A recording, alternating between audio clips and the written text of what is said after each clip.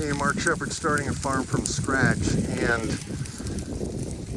one of the things I'm learning, or one of the things I've learned about sheep, is they really like a leader. And if you, as the shepherd, show up enough so they actually recognize you and you are moving them, they will see you as the leader, which can be really helpful, particularly if, God forbid, some of them got out, you know? If a tree fell on the fence and they all wandered down the road, you want to be able to show up and lead them home, you know? That's really important. And it takes time to really learn how to move and kind of generate some verbal signals that they remember or that they know, like, sheep, sheep, sheep, sheep, come on. Sheep, sheep, sheep, sheep, sheep, come on. And they'll come over.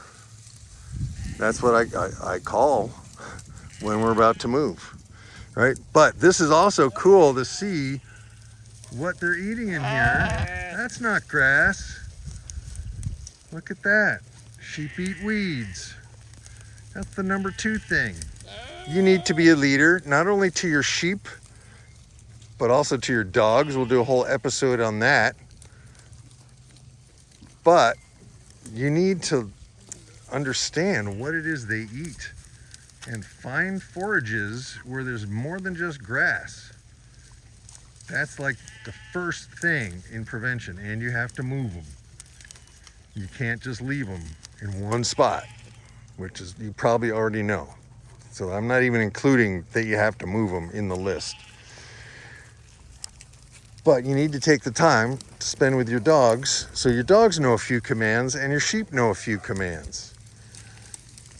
And this probably applies to children, spouses, exes, business associates, I don't know.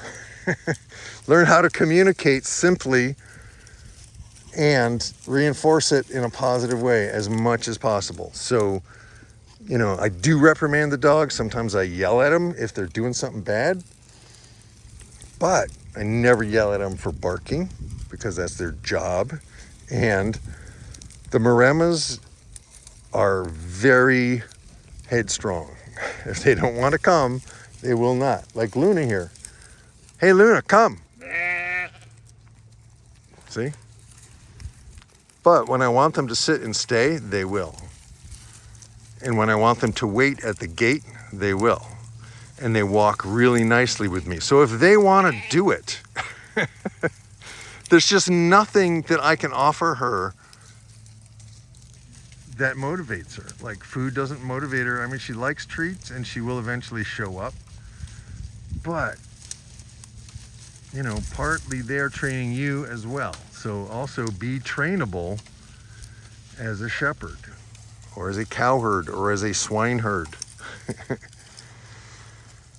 But this is what we want. See, we got I think we got a tall sheep eating high up on a bush. I think that's honeysuckle. And they don't always eat honeysuckle. That's good. How are you going to know what your sheep eat if you don't spend time with them? Just drop them off at the solar array and not see them for 2 weeks? I don't know. That's, yeah, I'll take them to the solar array, but I'm not going to leave them maybe 1 or 2 days. You know, and we'll have 360 cameras to monitor the water. So, and we have a bunch of phone numbers just in case of emergencies. But I don't want to treat a solar plant or solar project like it's, you know, an industrial space, because it's still going to be sacred ground beneath those solar panels. So, all right, so more thoughts, starting a farm from scratch, some of the basics of sheep. Become the leader so they follow you around. Install a couple of commands so that they know to come to you even if you don't have a bucket. Definitely have treats in a bucket, and you don't even need the treats at some point. Just carry a bucket, they will follow you. In fact, we should always leave an empty bucket at every location, just in case. or a bucket with a lid and a little bit of grain in it. We don't feed them grain other than as a treat to get them on a trailer or to get them to follow us in an emergency. So, but I'm glad they're eating in this area because there's all kinds of stuff. And I want to see what they're going to eat, not just grass. And I think this is going to be a beautiful silvo pasture at some point. We're going to clear out under those pines so I can actually walk through without poking myself in the eye. And we might put some picnic tables there. It might be a nice place at some point. All right, that's it for now. Mark Shepard, Healing Pastures Farm. And this is starting a farm from scratch. It's not a how-to, it's a how can I. And I invite you to join me on this journey as I solve problems and learn things, hard lessons that maybe if I learn them in front of you, you don't have to learn them.